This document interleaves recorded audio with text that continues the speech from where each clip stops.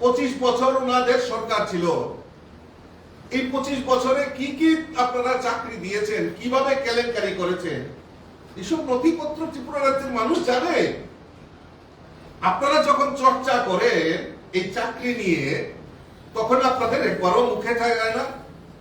আপনাদের কি একবারও লজ্জা হয় না যে আমরা যে পাপের বোঝা করে রেখেছি ত্রিপুরা রাজ্যে, আমরা এখন কি করে সাধু ও ক্ষমতা নেই মনে করেছেন যে হাওড়া নদীতে ডুব দিয়ে আপনারা সব পাপ মোচন করেছেন?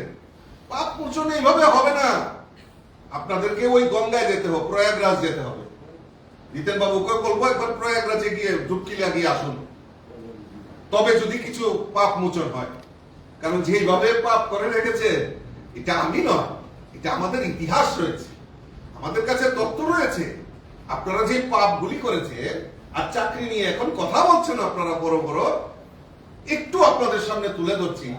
বিশেষ গেলে তো অনেক সময় লেগে যাবে। এই সময়ে জিতেন বাবু গিয়ে ডুবকি লাগানোও দেরি হবে। আমার কথা শুনে যদি উনি তাড়াতাড়ি যান, তবে তাড়াতাড়ি কিছু হয়তো পাপ মোচন হতে পারে।